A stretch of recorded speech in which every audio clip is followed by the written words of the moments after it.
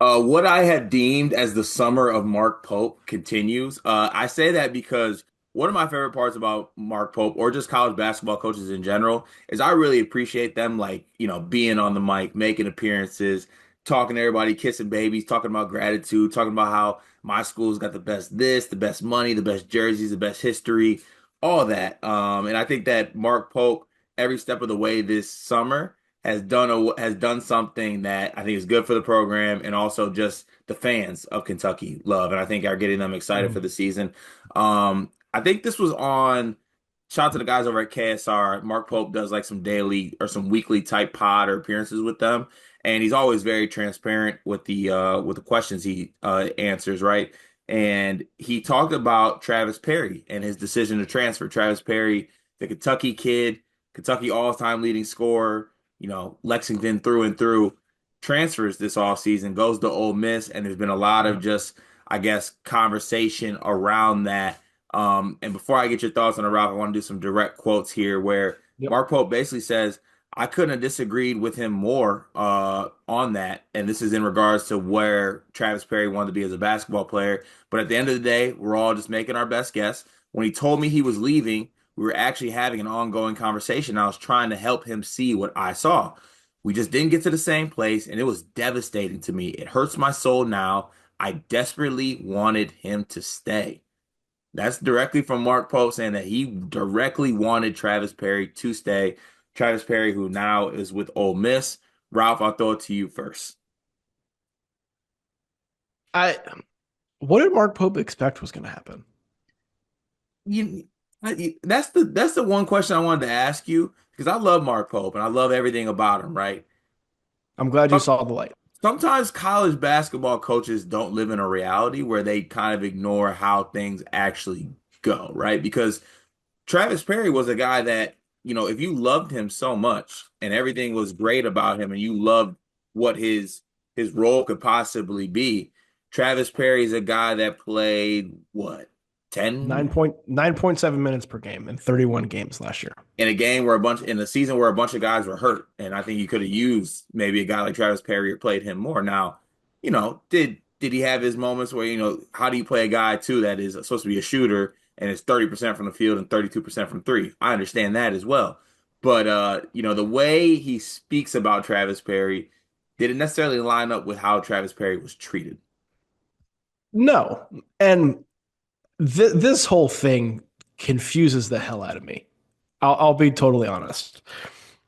Because when he recruited Travis Perry and Travis Perry committed to Kentucky and came on, it was viewed as a long-term thing that he was not good enough to play for Kentucky right now, particularly at the level like Kentucky wants to play at and the kind of guys they were going after.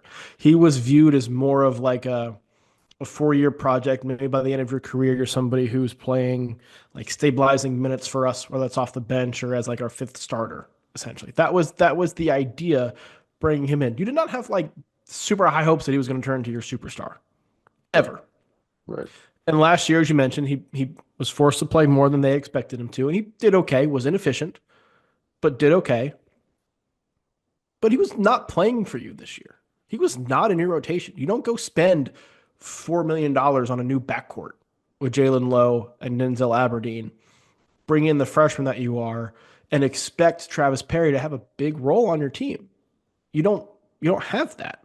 And I think if you're Travis Perry, you saw that you were probably not going to get playing time. You're probably not going to get playing time next year because Aberdeen's done. Lowe's got a chance to come back, but he's probably done. You're going to get recruited over because Kentucky needs high level NBA prospects, high level college players to meet the goals that Kentucky has set out for themselves. So you're going to transfer because you did get some playing time in the SEC. You saw what it was like, and you think you can play there. You can play at that level. Just wasn't going to happen at Kentucky. Did Pope just like expect that this Kentucky kid was just going to be happy playing for Kentucky and nothing else was going to matter? Because he treated the situation, at least from afar. I'm sure Pope did not maybe mean to, but it seemed like he treated this from afar, like he did not have to worry about Travis Perry ever leaving or his wants because just playing at Kentucky was enough. Yeah. Yeah, that seems to be kind of what the I think what the main issue is here is that he even went on to talk about in the rest of the rest of the article, basically saying the rest of the interview saying that like I had this vision that Travis Perry would, I think his move was short-sighted, right? It was a short-sighted move. He could have been a guy that, comes back in 30 years basically and says that, oh, I played for Kentucky. It's about the legacy. I think he used the legacy word. He also had some quotes in here about how he met with Karl Anthony Towns. We'll talk about that on another video. And Karl Anthony Towns talked about legacy. But look, legacy is great. And look, I do actually agree with Mark Pope on this point. Travis Perry could have been a Kentucky legend, I think, a Kentucky legend, just given the fact that he's a Lexington kid. But in order to do that, you got to play and you got to win Right. something, right? And Right. you can say all you want about him, and I'm not even saying Mark Pope did the wrong thing by getting other talented guards, right? That's part of college Correct. basketball. Guys get recruited over, right? But Correct. don't come on here and be like, I was so devastated. If you were so devastated, you wouldn't have went out and got all these backcourt guys. You would have went all in on Travis Perry, right? Right. Or at least carved out a role for him. Like I think Pope, and he's done such a good job of like rallying the fan base, and I think getting Kentucky basketball back to being Kentucky based, like getting the fans more involved and being more of a program than a year by year team. I think he's done a great job of that.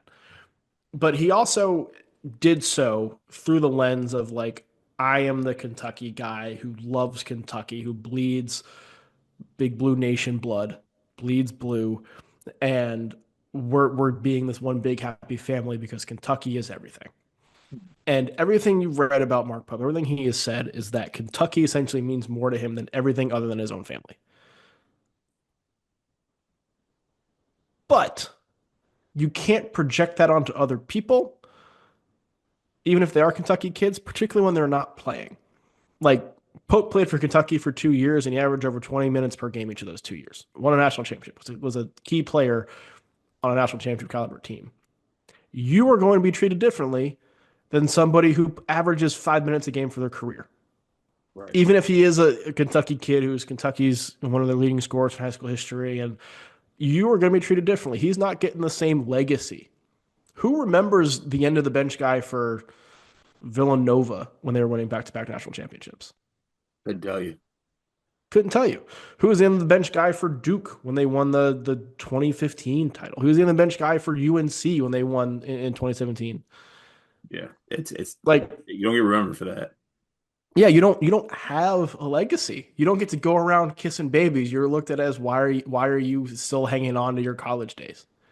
Yeah. You gotta And you gotta play to create that. right. And like if I'm putting myself in Travis Perry's shoes because, obviously he loves Kentucky. He's from Kentucky. I'm Travis Perry. I was a bucket.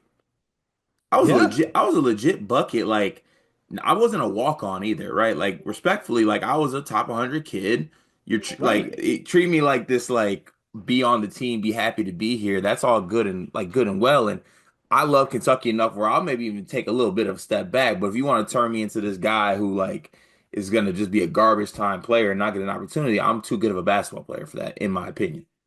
Yeah, right. Like you do not be as successful a high school player as he was without some sort of killer instinct and without viewing yourself a certain way, having a certain level of ego, right?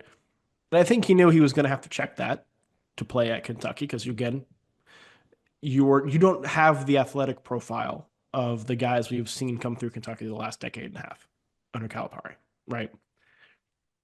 But then you got on the court and you were okay. Not the most efficient, not somebody who you're like, oh, we're penciling you in. But I think in his mind, it was like, I can do this. And you were coming back to a situation where you were not going to get the chance to do this. Yeah, basically. And someone else is offering him an opportunity to do what he wanted to do. Because I mean, I don't have the Right. full picture on Ole Miss's roster, but is he gonna start for that team? I don't think he's going to start, but I do think he's got a role.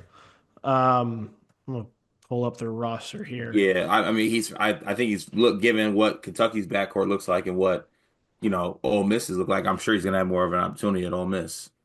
Yeah, he's projected to be either the seventh or eighth guy in the rotation. So like first, second guy off the bench, um, behind Corin Johnson. AJ Storr is essentially going to be Ole Miss's team next year, but Hey, Perry's got a chance to play please as big a respect role as Nico anybody in the Bundalo on this backcourt podcast. other than that. Please respect Huh? Nico Bundalo on this podcast, please. Okay.